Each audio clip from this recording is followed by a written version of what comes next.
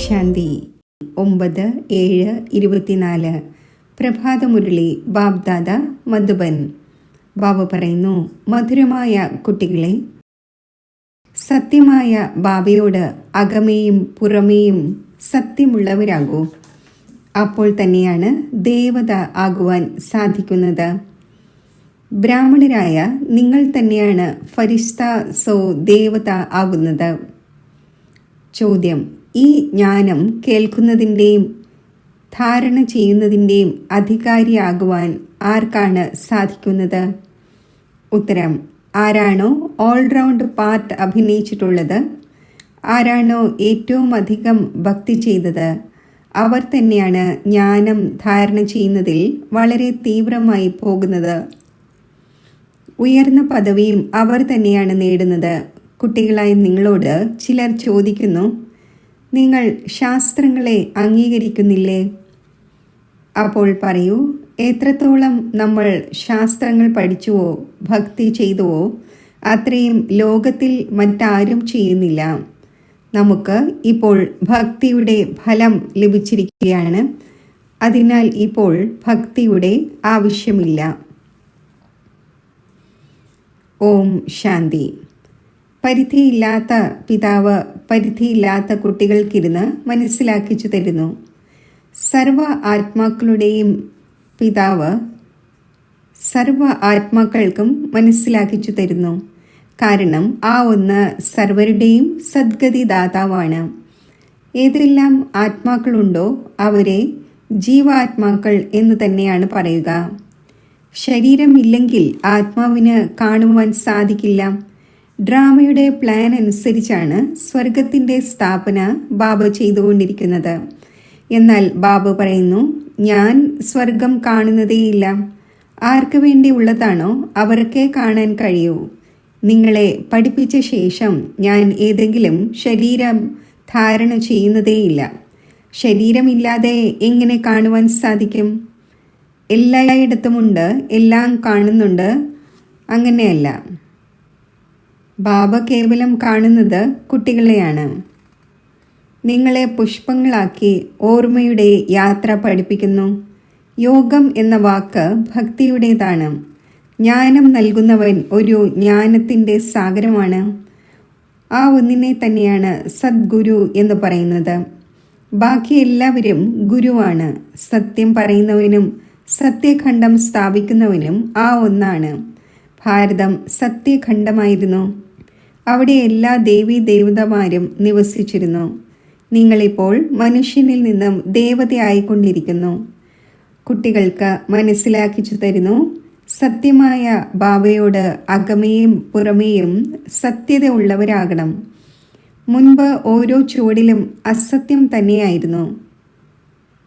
അഥവാ സ്വർഗത്തിൽ ഉയർന്ന പദവി നേടാൻ ആഗ്രഹിക്കുന്നുവെങ്കിൽ അവയെല്ലാം ഉപേക്ഷിക്കേണ്ടി വരും. സ്വർഗത്തിൽ വളരെ പേർ പോകും. പക്ഷേ ബാബയെ അറിഞ്ഞതിനു ശേഷവും വികർമ്മത്തെ വിനാശം ചെയ്തില്ലെങ്കിൽ ശിക്ഷകൾ അനുഭവിച്ച് കണക്കുകൾ സമാപ്തമാക്കേണ്ടി വരും. പിന്നെ പദവിയും വളരെ കുറഞ്ഞതായിരിക്കും ലഭിക്കുക. പുരുഷോത്തമ സംഗമയുഗത്തിൽ രാജധാനി സ്ഥാപിതമായി കൊണ്ടിരിക്കുന്നു. രാജധാനി സത്യയുഗത്തിലും സ്ഥാപിതമാവുക സാധ്യമല്ല, കലിയുഗത്തിലും സാധ്യമല്ല. കാരണം ബാബ സത്യയുഗത്തിലോ കലിയുഗത്തിലോ വരുന്നില്ല. ഈ യുഗത്തെ പറയുന്നത് പുരുഷോത്തമ മംഗളകാരി യുഗം എന്നാണ്. ഇതിൽ തന്നെയാണ് ബാബ വന്ന് സർവരുടെയും മംഗളം ചെയ്യുന്നത്. കലിയുഗത്തിന് ശേഷം സത്യയുഗം വരേണ്ടതുണ്ട്. അതിനാൽ സംഗമയുഗവും തീർച്ചയായും വേണം. ബാബ പറഞ്ഞു തന്നിട്ടുണ്ട്, ഇത് പതീതമായ പഴയ ലോകമാണ്. ദൂരദേശത്ത് വസിക്കുന്നവൻ എന്ന് പാടപ്പെടുകയും ചെയ്യുന്നു. അപ്പോൾ അന്യദേശത്തിൽ തൻ്റെ കുട്ടികളെ എവിടെ നിന്നും കണ്ടുമുട്ടും? അന്യദേശത്തിൽ അന്യ കുട്ടികളെ തന്നെയായിരിക്കും കണ്ടുമുട്ടുന്നത്. അവർക്ക് നല്ല രീതിയിൽ മനസ്സിലാക്കിച്ചു തരുന്നു, ഞാൻ ആരിൽ പ്രവേശിക്കുന്നു. തൻ്റെയും പരിചയം നൽകുന്നു.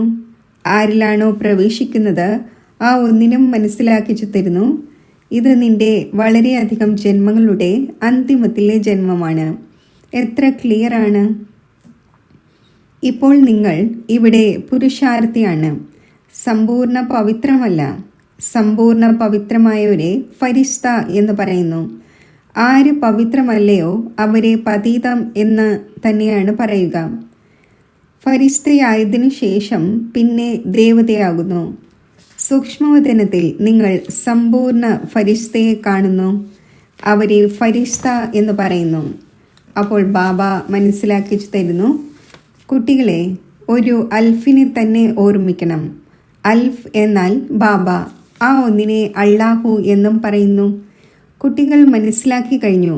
ബാബയിൽ നിന്നും സ്വർഗത്തിൻ്റെ സമ്പത്ത് ലഭിക്കുന്നു. സ്വർഗം എങ്ങനെ രചിക്കുന്നു? ഓർമ്മയുടെ യാത്രയിലൂടെയും ജ്ഞാനത്തിലൂടെയും. ഭക്തിയിൽ ജ്ഞാനമില്ല.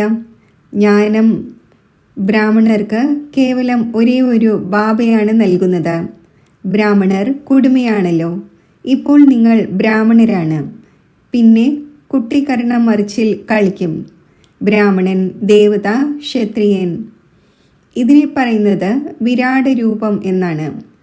വിരാട രൂപം ബ്രഹ്മ, വിഷ്ണു, ശങ്കറിൻ്റേതാണ് എന്ന് പറയുകയില്ല. അതിൽ കുടുമിയായ ബ്രാഹ്മണർ ഇല്ല. ബാബ ബ്രഹ്മാവിൻ്റെ ശരീരത്തിൽ വരുന്നു. ഇതാരും അറിയുന്നില്ല. ബ്രാഹ്മണ കുലം തന്നെയാണ് സർവോത്തമ കുലം. ബാബ വന്ന് പഠിപ്പിക്കുന്നു എന്നതിനാൽ. ബാബ ശൂദ്രരെ പഠിപ്പിക്കുകയില്ലല്ലോ. ബ്രാഹ്മണരെ തന്നെയാണ് പഠിപ്പിക്കുന്നത്. പഠിപ്പിക്കുന്നതിനും ടൈം എടുക്കുന്നു. രാജധാനി സ്ഥാപിതമാകേണ്ടതുണ്ട്. നിങ്ങൾ ഉയർന്നതിലും ഉയർന്ന പുരുഷോത്തമരാകൂ. പുതിയ ലോകം ആരാണ് രചിക്കുക? ബാബ തന്നെയാണ് രചിക്കുക. ഇത് മറന്നു പോകരുത്. മായ നിങ്ങളെ മറപ്പിക്കുന്നു. അതിൻ്റെ തൊഴിൽ തന്നെ ഇതാണ്. ജ്ഞാനത്തിൽ ഇത്രയും ഇൻ്റർഫിയർ ചെയ്യുന്നില്ല. ഓർമ്മയിൽ തന്നെയാണ് ചെയ്യുന്നത്. ആത്മാവിൽ വളരെയധികം ചപ്പുചവറ് നിറഞ്ഞിരിക്കുകയാണ്. അത് ബാബയുടെ ഓർമ്മ കൂടാതെ സ്വച്ഛമാവുക സാധ്യമല്ല. യോഗം എന്ന വാക്ക് കാരണം കുട്ടികൾ വളരെയധികം കുഴങ്ങിപ്പോകുന്നു. ബാബ എൻ്റെ യോഗം നടക്കുന്നില്ല എന്ന് പറയുന്നു. വാസ്തവത്തിൽ യോഗം എന്ന വാക്ക് ആ ഹഠയോഗികളുടേതാണ്. സന്യാസിമാർ ബ്രഹ്മവുമായി യോഗം യോജിപ്പിക്കണം എന്ന് പറയുന്നു. ഇപ്പോൾ ബ്രഹ്മതത്വം വളരെ വലുതും നീണ്ടതും വിസ്തൃതവുമാണ്. ഏതുപോലെ ആകാശത്തിൽ സ്റ്റാർസ് കാണപ്പെടുന്നുവോ അതേപോലെ അവിടെയും ചെറിയ ചെറിയ സ്റ്റാർ പോലെ ആത്മാക്കളുണ്ട്. അത് ആകാശത്തിനും അപ്പുറത്താണ്. അവിടെ സൂര്യചന്ദ്രന്മാരുടെ പ്രകാശമില്ല. അപ്പോൾ നോക്കൂ, എത്ര ചെറിയ ചെറിയ റോക്കറ്റാണ് നിങ്ങൾ. അതിനാൽ ബാബ പറയുന്നു, ആദ്യം ആത്മാവിൻ്റെ ജ്ഞാനം നൽകേണ്ടത് ആവശ്യമാണ്. അത് ഒരു ഭഗവാന് മാത്രമേ നൽകാൻ സാധിക്കൂ. ഭഗവാനെ മാത്രം അറിയുന്നില്ല എന്നല്ല, എന്നാൽ ആത്മാവിനെയും അറിയുന്നില്ല. ഇത്രയും ചെറിയ ഒരു ആത്മാവിൽ 84 ചക്രത്തിൻ്റെ അവിനാശി പാർട്ട് നിറഞ്ഞിരിക്കുകയാണ്. ഇതിനെ തന്നെയാണ് പ്രകൃതിയാ ഉള്ള അത്ഭുതം എന്ന് പറയുന്നത്. മറ്റൊന്നും പറയാൻ സാധിക്കില്ല. ആത്മാവ് 84 ചക്രം കറങ്ങിക്കൊണ്ട് തന്നെ ഇരിക്കുന്നു. ഓരോ 5000 വർഷത്തിന് ശേഷവും ഈ ചക്രം തിരിഞ്ഞുകൊണ്ട് തന്നെ ഇരിക്കുന്നു. ഇത് ഡ്രാമയിൽ അടങ്ങിയതാണ്. ലോകം അവിനാശിയാണ്, ഒരിക്കലും വിനാശമാകുന്നില്ല.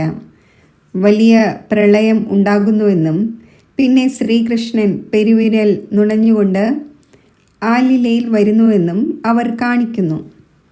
പക്ഷേ അങ്ങനെയൊന്നും ഉണ്ടാകുന്നതേയില്ല. ഇത് നിയമവിരുദ്ധമാണ്. മഹാപ്രളയം ഒരിക്കലും ഉണ്ടാകുന്നില്ല. ഒരു ധർമ്മത്തിൻ്റെ സ്ഥാപനയും അനേകം ധർമ്മങ്ങളുടെ വിനാശവും നടന്നുകൊണ്ടേയിരിക്കുന്നു. ഈ സമയത്ത് മുഖ്യമായത് 3 ധർമ്മങ്ങളാണ്. ഇത് ഓസ്പീഷ്യസ് സംഗമയുഗമാണ്. പഴയ ലോകവും പുതിയ ലോകവും തമ്മിൽ രാപ്പകലിൻ്റെ വ്യത്യാസമുണ്ട്. ഇന്നലെ പുതിയ ലോകമായിരുന്നു, ഇന്ന് പഴയതാണ്. ഇന്നലത്തെ ലോകത്തിൽ എന്താണ് ഉണ്ടായിരുന്നത്? ഇത് നിങ്ങൾക്ക് മനസ്സിലാക്കാൻ സാധിക്കും. ആര് ഏത് ധർമ്മത്തിലേതാണോ ആ ധർമ്മത്തിൻ്റെ തന്നെ സ്ഥാപന ചെയ്യുന്നു. അതാകട്ടെ കേവലം ഒരാളാണ് വരുന്നത്, ധാരാളം പേർ ഉണ്ടായിരിക്കില്ല. പിന്നീട് പതുക്കെ പതുക്കെ വർധന ഉണ്ടാകുന്നു. ബാബ പറയുന്നു, കുട്ടികളായ നിങ്ങൾക്ക് ഒരു പ്രയാസവും നൽകുന്നില്ല. കുട്ടികൾക്ക് എങ്ങനെ പ്രയാസം നൽകുവാനാണ്? Most beloved ബാബയാണല്ലോ. പറയുന്നു, ഞാൻ നിങ്ങളുടെ സദ്ഗതി ദാതാവാണ്, ദുഃഖം ഹരിച്ച് സുഖം നൽകുന്നവനാണ്.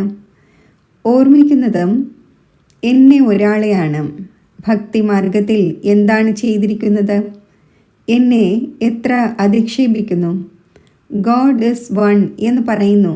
സൃഷ്ടിയുടെ ചക്രവും ഒന്ന് തന്നെയാണ്. ആകാശത്തിൽ ഏതെങ്കിലും ലോകമൊന്നുമില്ല. ആകാശത്തിൽ സ്റ്റാർസ് ആണുള്ളത്. മനുഷ്യർ വിചാരിക്കുന്നു ഓരോരോ സ്റ്റാറിലും സൃഷ്ടിയുണ്ട് എന്ന്. താഴെയും ലോകമുണ്ട്. ഇതെല്ലാം ഭക്തിമാർഗത്തിലെ കാര്യങ്ങളാണ്. ഉയർന്നതിലും ഉയർന്ന ഭഗവാൻ ഒന്നാണ്. പറയുന്നുമുണ്ട്, മുഴുവൻ സൃഷ്ടിയിലെയും ആത്മാക്കൾ നിങ്ങളിൽ കോർക്കപ്പെട്ടിരിക്കുകയാണ്. ഇത് മാല പോലെയാണ്. ഇതിനെ പരിധിയില്ലാത്ത രുദ്രമാല എന്നും പറയാൻ സാധിക്കും. നൂലിൽ ബന്ധിച്ചിരിക്കുകയാണ്. പാടുന്നുണ്ട്, പക്ഷെ ഒന്നും മനസ്സിലാക്കുന്നില്ല. ബാബ ഒന്ന് മനസ്സിലാക്കിച്ചു തരുന്നു, കുട്ടികളെ, ഞാൻ നിങ്ങൾക്ക് അല്പം പോലും പ്രയാസം നൽകുന്നില്ല. ഇതും പറഞ്ഞു തരുന്നു, ആരാണോ ആദ്യം ഭക്തി ചെയ്തത് അവർ തന്നെയാണ് ജ്ഞാനത്തിൽ തീവ്രമായി പോകുന്നത്.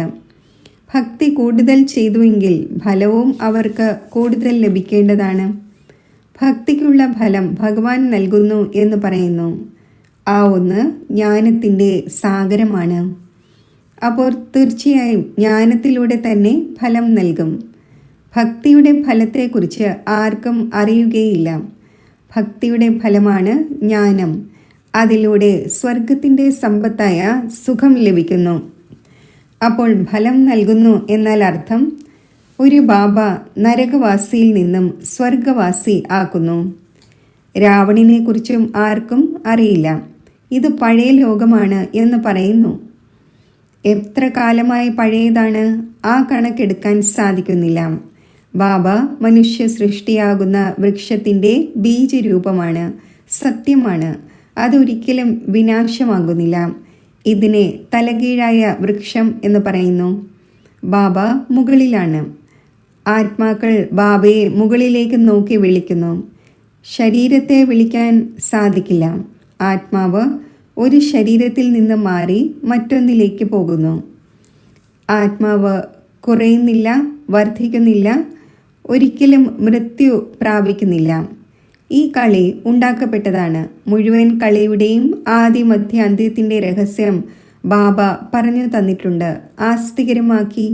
ഇതും പറഞ്ഞു തന്നു, ഈ ലക്ഷ്മി നാരായണനിൽ ഈ ജ്ഞാനം ഇല്ല. അവിടെയാണെങ്കിൽ ആസ്തികൻ്റെയോ നാസ്തികൻ്റെയോ അറിവേ ഉണ്ടായിരിക്കില്ല. ഈ സമയത്ത് ബാബ തന്നെയാണ് അർത്ഥം മനസ്സിലാക്കിച്ചു തരുന്നത്. ആരാണോ ബാബയെയോ രചനയുടെ ആദി മധ്യ അന്ത്യത്തെയോ ഡ്യൂറേഷനെയോ അറിയാത്തത് അവരെയാണ് നാസ്തികർ എന്ന് പറയുന്നത്.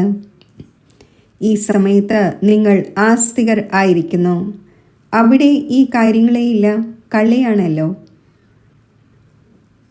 ഏതൊരു കാര്യം ഒരു സെക്കൻഡിൽ ഉണ്ടാകുന്നു, അത് പിന്നെ അടുത്ത സെക്കൻഡിൽ ഉണ്ടാകുന്നില്ല.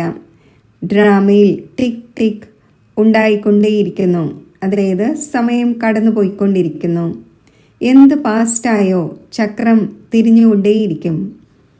ഒരു സിനിമ പോലെ 2 മണിക്കൂറോ 3 മണിക്കൂറോ കഴിയുമ്പോൾ പിന്നെ അതേ സിനിമ കൃത്യമായി റിപ്പീറ്റാകും. കെട്ടിടവും മറ്റും പൊളിക്കുന്നു, പിന്നെ ഉണ്ടാക്കപ്പെട്ടതായി കാണും. അത് തന്നെ കൃത്യമായി റിപ്പീറ്റാകും. ഇതിൽ കുഴങ്ങിപ്പോകുന്നതിൻ്റെ കാര്യമേയില്ല. മുഖ്യമായ കാര്യമാണ് ആത്മാക്കളുടെ പിതാവാണ് പരമാത്മാവ്. ആത്മാക്കളും പരമാത്മാവും വളരെ കാലം വേർപിരിയുന്നു. ഇവിടെ വരുന്നു പാർട്ട് അഭിനയിക്കുന്നതിന് വേണ്ടി. നിങ്ങൾ പൂർണ്ണമായും 5000 വർഷം വേർപിരിഞ്ഞിരുന്നു. നിങ്ങൾ മധുരമായ കുട്ടികൾക്ക് ഓൾറൗണ്ട് പാർട്ട് ലഭിച്ചിരിക്കുകയാണ്. അതിനാൽ നിങ്ങളെ തന്നെയാണ് മനസ്സിലാക്കിയിരിക്കുന്നത്. ജ്ഞാനത്തിൻ്റെയും അധികാരി നിങ്ങളാണ്. ഏറ്റവും കൂടുതൽ ഭക്തി ആര് ചെയ്തുവോ ജ്ഞാനത്തിലും അവർ തന്നെയാണ് തീവ്രമായി പോകുന്നത്. പദവിയും ഉയർന്നത് നേടും. ആദ്യം ഒരു ശിവബാബയുടെ ഭക്തി നടക്കുന്നു, പിന്നെ ദേവതമാരുടേത്, പിന്നെ 5 തത്വങ്ങളുടെയും ഭക്തി ചെയ്യുന്നു. വ്യഭിചാരിയായി മാറുന്നു. ഇപ്പോൾ പരിധിയില്ലാത്ത ബാബ നിങ്ങളെ പരിധിയില്ലാത്തതിലേക്ക് കൊണ്ടുപോകുന്നു. അവർ പിന്നെ പരിധിയില്ലാത്ത ഭക്തിയുടെ അജ്ഞാനത്തിലേക്ക് കൊണ്ടുപോകുന്നു. ഇപ്പോൾ ബാബ നിങ്ങൾ കുട്ടികൾക്ക് മനസ്സിലാക്കിച്ചു തരുന്നു, സ്വയം ആത്മാവാണ് എന്ന് മനസ്സിലാക്കി ഒരു പിതാവായ എന്നെ ഓർമ്മിക്കൂ. എന്നിട്ടും ഇവിടെ നിന്നും പുറത്തു പോകുമ്പോൾ മായ മറപ്പിക്കുന്നു. ഏതുപോലെ ഗർഭത്തിലായിരിക്കുമ്പോൾ ഞാൻ ഇങ്ങനെ ചെയ്യുകയില്ല എന്ന് പശ്ചാത്തപിക്കുന്നു. പുറത്തു വരുമ്പോൾ മറന്നു പോകുന്നു. ഇവിടെയും ഇങ്ങനെയാണ്. പുറത്തു പോകുമ്പോൾ തന്നെ മറന്നു പോകുന്നു. ഇത് മറവിയുടെയും തെറ്റിൽ നിന്നും വിമുക്തമായിരിക്കുന്നതിൻ്റെയും കളിയാണ്. ഇപ്പോൾ നിങ്ങൾ ബാബയുടെ അഡോപ്റ്റഡ് കുട്ടികൾ ആയിരിക്കുന്നു. ശിവ് ബാബ ഉണ്ടല്ലോ, ആ ഒന്ന് എല്ലാ ആത്മാക്കളുടെയും പരിധിയില്ലാത്ത പിതാവാണ്. ബാബ എത്ര അകലെ നിന്നും വരുന്നു. ആ ഒന്നിൻ്റെ വീട് പരംധാമമാണ്. പരംധാമത്തിൽ നിന്നും വരുമ്പോൾ തീർച്ചയായും കുട്ടികൾക്ക് വേണ്ടി സമ്മാനം കൊണ്ടുവരും. ഉള്ളം കയ്യിൽ സ്വർഗത്തിൻ്റെ സമ്മാനം കൊണ്ടുവരുന്നു. ബാബ പറയുന്നു, സെക്കൻഡിൽ സ്വർഗത്തിൻ്റെ ചക്രവർത്തി പദം നേടൂ. കേവലം ബാബയെ അറിയൂ. സർവ ആത്മാക്കളുടെയും പിതാവാണല്ലോ. പറയുന്നു, ഞാൻ നിങ്ങളുടെ പിതാവാണ്. ഞാൻ എങ്ങനെ വരുന്നു അതും നിങ്ങൾക്ക് മനസ്സിലാക്കിച്ചു തരുന്നു. എനിക്ക് രഥം തീർച്ചയായും ആവശ്യമാണ്. ഏതൊരു രഥം? ഏതെങ്കിലും മഹാത്മാവിൻ്റേത് എടുക്കാൻ സാധിക്കില്ല. മനുഷ്യർ പറയുന്നു, നിങ്ങൾ ബ്രഹ്മാവിനെ ഭഗവാൻ എന്നും ബ്രഹ്മാവിനെ ദേവത എന്നും പറയുന്നു. നമ്മൾ എവിടെയാണ് പറയുന്നത്? വൃക്ഷത്തിൻ്റെ മുകളിൽ പൂർണ്ണമായും അന്തിമത്തിൽ നിൽക്കുകയാണ്. മുഴുവൻ വൃക്ഷവും തമോ പ്രധാനം ആയിരിക്കുമ്പോൾ ബ്രഹ്മാവും അവിടെ നിൽക്കുകയാണ്. അപ്പോൾ വളരെയധികം ജന്മങ്ങളുടെ അന്തിമത്തിലെ ജന്മമായല്ലോ. ബാബ സ്വയം പറയുന്നു, എൻ്റെ വളരെയധികം ജന്മങ്ങളുടെ അന്തിമത്തിലെ ജന്മത്തിൽ എപ്പോഴാണോ വാനപ്രസ്ഥ അവസ്ഥ ആകുന്നത്, അപ്പോൾ ബാബ വന്നിരിക്കുന്നു. ആ ഒന്ന് വന്ന് തൊഴിലിൽ നിന്നുമെല്ലാം മോചിപ്പിച്ചു. 60 വയസ്സിന് ശേഷം മനുഷ്യർ ഭക്തി ചെയ്യുന്നു, ഭഗവാനുമായി കണ്ടുമുട്ടുന്നതിന് വേണ്ടി. ബാബ പറയുന്നു, നിങ്ങൾ ഏവരും മനുഷ്യമതത്തിലായിരുന്നു. ഇപ്പോൾ ബാബ നിങ്ങൾക്ക് ശ്രീമത് നൽകിക്കൊണ്ടിരിക്കുന്നു. ശാസ്ത്രങ്ങൾ എഴുതുന്നവരും മനുഷ്യരാണ്. ദേവതമാർ എഴുതുന്നുമില്ല, പഠിക്കുന്നുമില്ല. സത്യയുഗത്തിൽ ശാസ്ത്രങ്ങൾ ഉണ്ടായിരിക്കുന്നില്ല, ഭക്തിയേ ഇല്ല. ശാസ്ത്രങ്ങളിലെല്ലാം കർമ്മകാന്ഡം എഴുതപ്പെട്ടിരിക്കുന്നു. ഇവിടെ ആ കാര്യമേ ഇല്ല. നിങ്ങൾ കാണുന്നുണ്ട്, ബാബ ജ്ഞാനം നൽകുന്നു. ഭക്തിമാർഗത്തിലാണെങ്കിൽ നമ്മൾ ശാസ്ത്രങ്ങൾ വളരെയധികം പഠിച്ചു. നിങ്ങൾ വേദങ്ങളെയും ശാസ്ത്രങ്ങളെയും മറ്റും അംഗീകരിക്കുന്നില്ലേ എന്നാരെങ്കിലും ചോദിച്ചാൽ പറയൂ. ഏതെല്ലാം മനുഷ്യരുണ്ടോ അവരെക്കാൾ കൂടുതൽ നമ്മൾ അംഗീകരിക്കുന്നു. തുടക്കം മുതൽ അവ്യഭിചാരി ഭക്തി നമ്മൾ ആരംഭിച്ചു. ഇപ്പോൾ നമുക്ക് ജ്ഞാനം ലഭിച്ചു. ജ്ഞാനത്തിലൂടെ സദ്ഗതി ഉണ്ടാകുന്നു. പിന്നെ നമ്മൾ ഭക്തി എന്തിനു ചെയ്യണം? ബാബ പറയുന്നു, കുട്ടികളെ, hear no evil, see no evil. Baba എത്ര സിമ്പിൾ രീതിയിൽ മനസ്സിലാക്കിച്ചു തരുന്നു. മധുരമധുരമായ കുട്ടികളെ, സ്വയം ആത്മാവാണ് എന്ന നിശ്ചയം വരുത്തൂ. ഞാൻ ആത്മാവാകുന്നു.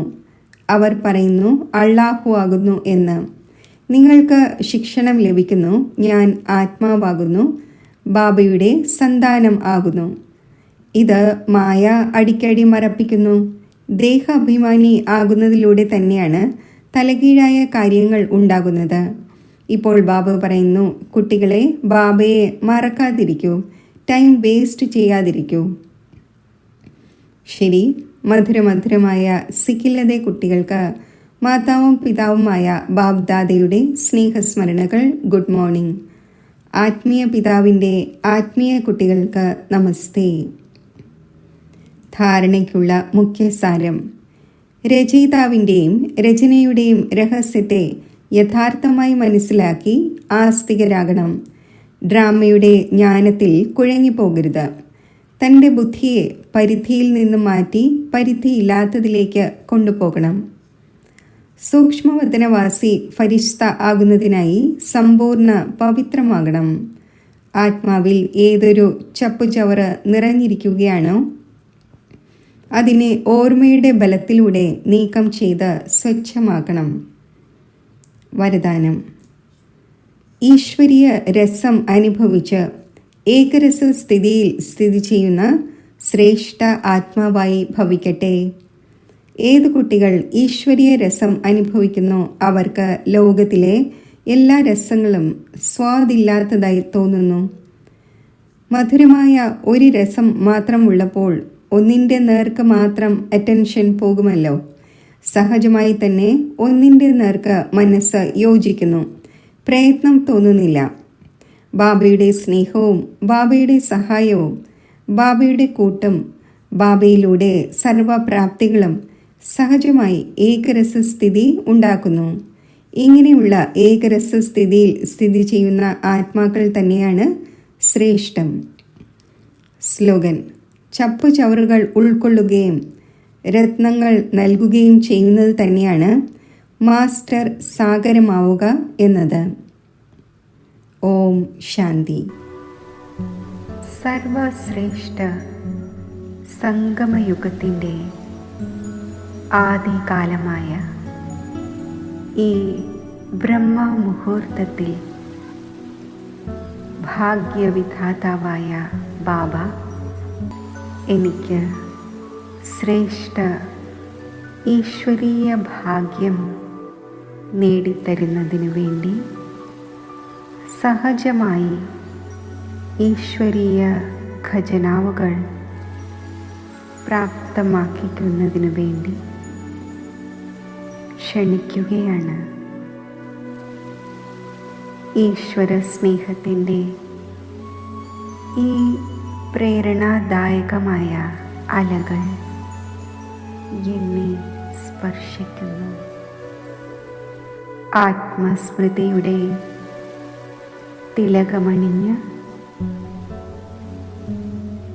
ഞാൻ ഒരു നിമിഷത്തിൽ ബ്രഹ്മലോകത്തിൽ പരമാത്മാവിൻ്റെ സമീപം എത്തിച്ചേരുന്നു. ഗുഡ് മോർണിംഗ് ബാബ. ശിവപരമാത്മാവിൻ്റെ തേജസ്വി കിരണങ്ങൾ ആത്മാവിൽ സ്പർശിക്കുന്നു.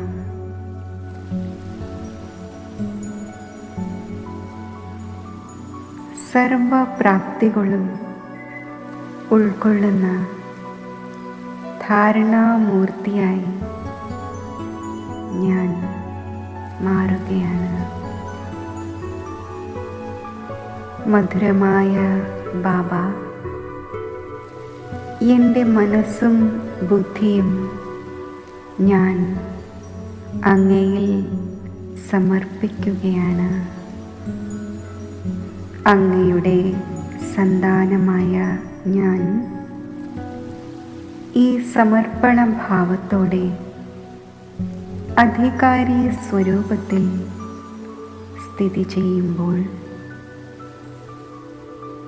സർവ ഈശ്വരീയ ഖജനാവുകളും എൻ്റെ ജന്മാവകാശമായി എനിക്ക് യോഗത്തിൻ്റെ അഭ്യാസം. സർവശ്രേഷ്ഠ വരദാതാവായ ബാബ, സംഗമയുഗത്തിൻ്റെ അങ്ങ് നൽകുന്ന ആദികാലമായ വരദാനങ്ങൾ ഈ ബ്രഹ്മമുഹൂർത്തത്തിൽ സമ്പൂർണതയുടെ ഭാഗ്യവിധാതാവായ പുരുഷാർത്ഥത്തിൻ്റെ മാർഗത്തിൽ സഹജമായി മുന്നോട്ട് നയിക്കുന്നു. എൻ്റെ സുഹൃത്തായ ബാബ, അങ്ങ് എനിക്ക് നൽകുന്ന കൂട്ട് ആത്മീയ സുരക്ഷയുടെ ഛത്രഛായയ്ക്കുള്ളിൽ ജീവിക്കുന്ന അനുഭവം എന്നിൽ വരുത്തുന്നു.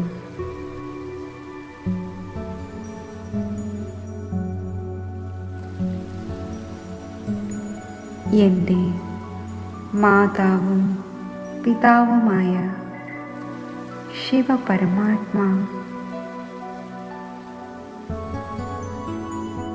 അങ്ങയുടെ ഓർമ്മയാകുന്ന മടിത്തട്ടിൽ ഇരിക്കുമ്പോൾ എനിക്ക് അലൗകിക സന്തോഷത്തിൻ്റെയും അതീന്ദ്രിയ സുഖത്തിൻ്റെയും ഊഞ്ഞാലിലാടുന്ന അനുഭവമുണ്ടാകുന്നു. ഇപ്പോൾ ഞാൻ സൈലൻസിൻ്റെ ഭാഷയിലൂടെയുള്ള ഈ ആത്മീയ സംഭാഷണത്തിൻ്റെ രസം നുകർന്ന് ഒരു സെക്കൻഡിൽ സാരരൂപമായി മാറുന്നു.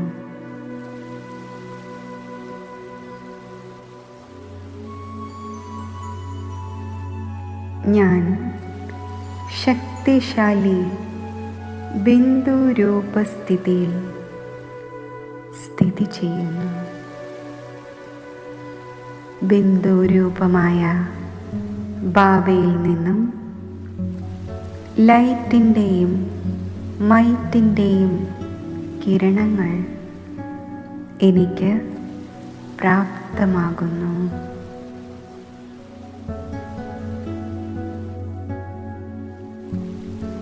ഈ ശക്തിശാലി അവസ്ഥയിൽ എൻ്റെ അനാദി ഗുണങ്ങൾ എമർജാകുന്നു. ഞാൻ സർവഗുണങ്ങളുടെയും സ്വരൂപമായി മാറുന്നു. ഞാൻ ബാബയുടെ മഹിമകളുടെ മാസ്റ്റർ സ്വരൂപമായി മാറുന്നു. ഞാൻ മാസ്റ്റർ ജ്ഞാനസാഗരമാണ്.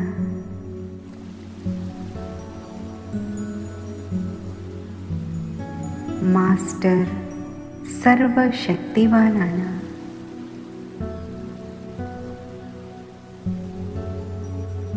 ഈ ശക്തിശാലി സ്ഥിതിയിൽ എൻ്റെ അനേകം ജന്മങ്ങളിലെ പാപങ്ങൾ ഭസ്മമാകുന്നു.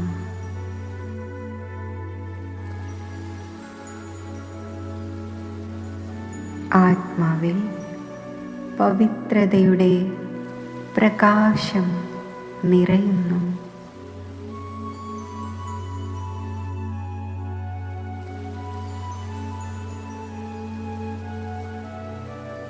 ഈ അമൃതവേളയിൽ ശിവപരമാത്മാവുമായുള്ള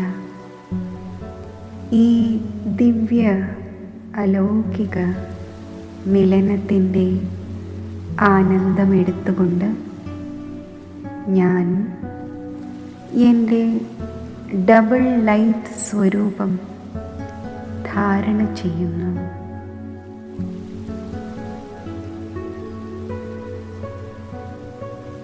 അവ്യക്ത ശരീരധാരിയായി പ്രകാശ ശരീരധാരിയായി അവ്യക്ത ബാപ് ദാദയുടെ മുന്നിൽ ഞാൻ എത്തിച്ചേരുന്നു. അവ്യക്ത ബാപ് ദാദയുടെ സ്നേഹവും ശക്തിയും നിറഞ്ഞ ദൃഷ്ടി എന്നിൽ പതിയുന്നു.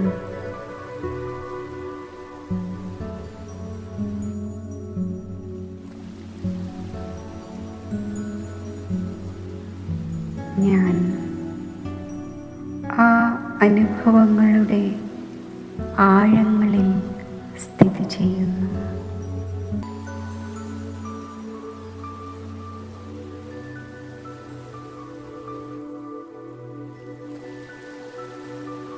ഈ സർവസമ്പന്നമാക്കുന്ന, സംതൃപ്തമാക്കുന്ന ദൃഷ്ടിയിൽ സുഖത്തിൻ്റെയും ശാന്തിയുടെയും ശക്തിയുടെയും സ്നേഹത്തിൻ്റെയും ആനന്ദത്തിൻ്റെയും അലൗകിക അനുഭവങ്ങൾ നിറഞ്ഞിരിക്കുകയാണ്.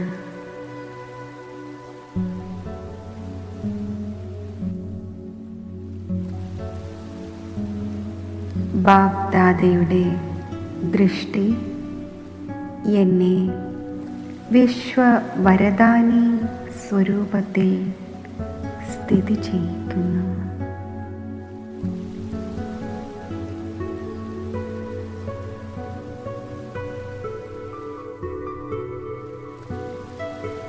വിശ്വമംഗളകാരിയായ ബാബയോടൊപ്പം ഞാൻ കമ്പൈൻഡ് രൂപത്തിലിരുന്ന് എൻ്റെ സങ്കല്പത്തിലൂടെയും വൃത്തിയിലൂടെയും സുഖത്തിൻ്റെയും ശാന്തിയുടെയും ശക്തിയുടെയും സ്നേഹത്തിൻ്റെയും ആനന്ദത്തിൻ്റെയും ആത്മീയ സുഗന്ധം വിശ്വമാകെ വ്യാപിപ്പിക്കുകയാണ്.